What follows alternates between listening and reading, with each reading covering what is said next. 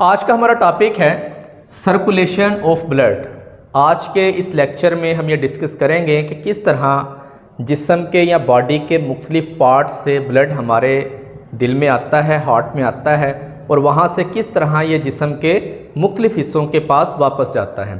तो डेयर हम बॉडी से शुरू करते हैं। बॉडी के मुख्तलिफ पार्ट से जो ब्लड है वो दो वेन्स के ज़रिए, जिनको हम नाम देते हैं इन्फीरियर वीना केवा, इन्फीरियर, और दूसरी है सुपीरियर। इन्फीरियर और सुपीरियर वीना केवा के ज़रिए ये क्या है, ये दो मेन आप इनको कह सकते हैं कि ये वेन्स हैं। वेन्स क्या होती हैं? वेन्स वो होती हैं जो पूरे जिस्म से ब्लड को इकट्ठा करके वापस दिल के पास लेके आती हैं। इनके पास डीऑक्सीजनेटेड ब्लड होता है सिवाय एक वेन के, उसका नाम है पल्मोनरी वेन। यहाँ पे हम लिख देते हैं, यहाँ पे ये ब्लड जो लेके आ रही हैं ये वेन्स, ये कौन सी हैं? ये ब्लड कौन सा है? Deoxygenated, deoxygenated blood. अब ये डीऑक्सीजनेटेड ब्लड कौन सा होता है? ये ऐसा ब्लड होता है जिसके पास ऑक्सीजन की मिकदार कम होती है। पूरे जिस्म से इन्फीरियर और सुपीरियर वीना केवा डीऑक्सीजनेटेड ब्लड को क्या करती हैं? इकट्ठा करती हैं और लाके ये दे देती हैं। किसको दे देती हैं? ये दे देती हैं राइट एट्रियम को। यानी कि अब ब्लड आ गया किसके पास? दिल के पास आ गया। और आपको पता है दिल के कितने चैम्बर हैं? 4 चैम्बर हैं। तो सबसे पहले जो डीऑक्सीजनेटेड ब्लड है वो किसके पास आएगा? राइट एट्रियम के पास आएगा। ठीक हो गया डेयर? तो राइट एट्रियम जब कॉन्ट्रैक्ट करेगा, जब ये सिकुड़ता है, तो यहाँ से जो डीऑक्सीजनेटेड ब्लड है ये किसके पास चला जाता है? ये चला जाता है राइट वेंट्रिकल के पास, क्योंकि राइट एट्रियम के बिल्कुल नीचे राइट वेंट्रिकल होता है।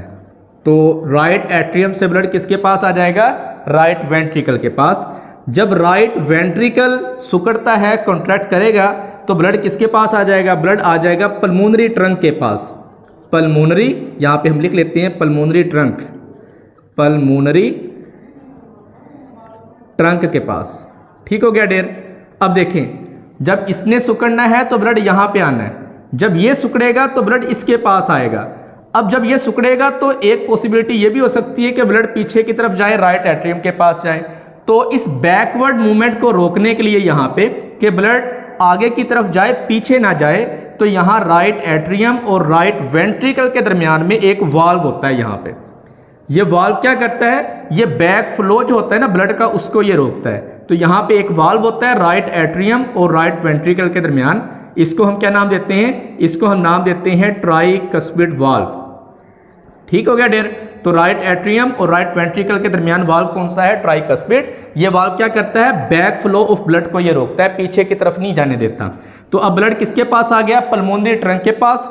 यहां से ब्लड जो है, यहां से ब्लड किसके पास जाएगा? यहां से ब्लड जाएगा किसके पास? लंग्स के पास, फेफड़ों के पास आ जाएगा।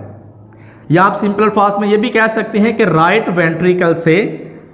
वेंट्रिकल से पल्मोनरी आर्टरी के जरिए, पल्मोनरी आर्टरी यानी कि ऐसी आर्टरी जो लंग के पास ब्लड को लेके जा रही है, उसके जरिए राइट वेंट्रिकल से डीऑक्सीजनेटेड ब्लड किसके पास आ जाएगा? लंग्स के पास।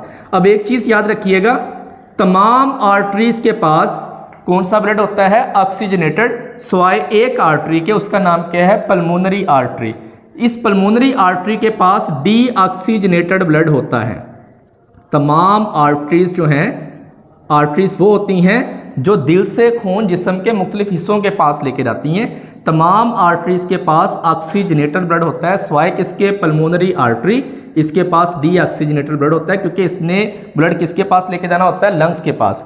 अब लंग्स में क्या होगा? जो ब्लड आ गया उसकी यहाँ पे क्या होगी? ऑक्सीजनेशन, यानी कि ब्लड के अंदर ऑक्सीजन यहाँ पे शामिल हो जाएगी। अब लंग्स से यहाँ पे ऑक्सीजनेटेड ब्लड जो है, ऑक्सीजनेटेड ऐसा ब्लड जिसके अंदर ऑक्सीजन शामिल है, लंग्स से ऑक्सीजनेटेड ब्लड जो है यहाँ से ये किसके पास चला जाएगा? ये यहाँ पे चला जाएगा लेफ्ट जो है एट्रियम के पास, लेफ्ट एट्रियम के पास। ठीक हो गया? अब लेफ्ट एट्रियम के पास ब्लड कौन सा आ गया? ऑक्सीजनेटेड। अब इस लेफ्ट एट्रियम ने क्या करना है? कॉन्ट्रैक्ट करना है, सिकुड़ना है। तो ब्लड किसके पास आ जाएगा? ब्लड आ जाएगा लेफ्ट वेंट्रिकल के पास, लेफ्ट वेंट्रिकल के पास।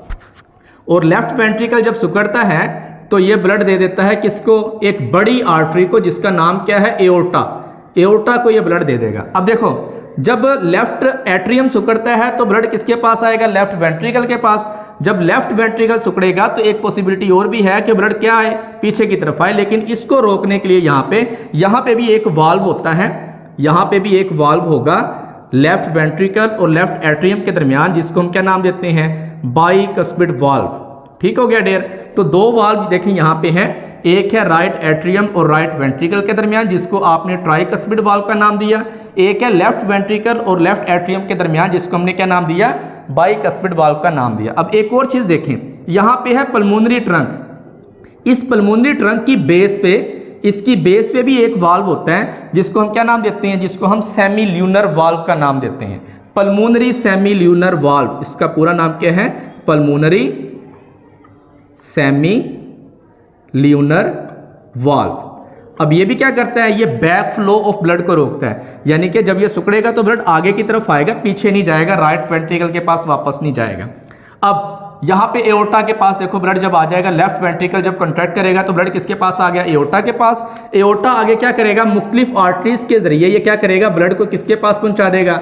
बॉडी के पास यहाँ पे दोबारा पहुंचा देगा, ऑक्सीजनेटेड ब्लड को। अब जाहिर बात है, एओर्टा जो है इसकी बेस पे, एओर्टा की बेस पे भी एक वाल्व होगा। इस वाल्व को हम क्या नाम देते हैं? इस वाल्व को हम नाम देते हैं एओर्टिक सेमी ल्यूनर वाल्व। यहाँ पे हम लिख लेते हैं एओर्टिक सेमी ल्यूनर वाल्व। तो टोटल हमारे देखो हार्ट के अंदर कितने वाल्व हो गए? यहाँ तक 4 हमने डिस्कस किए। एक वाल्व है राइट एट्रियम और राइट वेंट्रिकल के दरमियान, जिसको आपने ट्राइकस्पिड वाल्व दिया का नाम दिया। और दूसरा वाल्व हमारे पास है पल्मोनरी ट्रंक की बेस पे, जिसको हमने पल्मोनरी सेमी ल्यूनर वाल्व का नाम दिया। एक वाल्व है लेफ्ट वेंट्रिकल और लेफ्ट एट्रियम के दरमियान, जिसको आपने नाम दिया बाइकस्पिड वाल्व। और एक वाल्व है एओर्टा की बेस पे, जिसको हमने क्या नाम दिया? एओर्टिक सेमी ल्यूनर वाल्व का नाम दिया। तो यहाँ से जब ये ऑक्सीजनेटेड ब्लड जो है एओर्टा के जरिए जिस्म के मुख्तलिफ हिस्सों के पास जाएगा, वो जिस्म के हिस्से क्या करेंगे? उस ब्लड में से ऑक्सीजन वगैरह ले लेंगे। वो ब्लड दोबारा कौन सा हो जाएगा? डीऑक्सीजनेटेड। और उस डीऑक्सीजनेटेड ब्लड को इंफीरियर और सुपीरियर वीना केवा क्या करेंगे? दोबारा कलेक्ट करके राइट एट्रियम को दे देंगी, वहाँ से होती हुई राइट वेंट्रिकल के पास, वहाँ से होता हुआ ये ब्लड किसके पास आएगा? लंग्स के पास, वहाँ इसकी ऑक्सीजनेशन होगी। फिर उसके बाद ये चला जाएगा oxygenated blood left atrium, left ventricle, फिर एओर्टा से होता हुआ किसके पास चला जाएगा? बॉडी के पास चला जाएगा। तो डेयर ये सिंपल सी एक सर्कुलेशन थी। दोबारा जरा इसको देखें, पूरे बॉडी से डीऑक्सीजनेटेड ब्लड जो है, डीऑक्सीजनेटेड ब्लड बॉडी से किसके पास आ जाएगा? इंफीरियर वीना केवा और सुपीरियर वीना केवा के जरिए किसके पास आ जाएगा? राइट एट्रियम के पास। राइट एट्रियम जब कॉन्ट्रैक्ट करेगा, सिकुड़ेगा, तो ब्लड किसके पास आ जाएगा? राइट वेंट्रिकल के पास। राइट वेंट्रिकल से पल्मोनरी आर्टरी के जरिए ये किसके पास चला जाएगा? ये लंग्स के पास चला जाएगा। लंग्स जो है इसमें इसकी क्या होगी? ऑक्सीजनेशन होगी। तो यहाँ पे देखें पल्मोनरी वेन, यहाँ पे कौन सी आएगी? यहाँ पे मैं लिख देता हूँ पल्मोनरी वेन।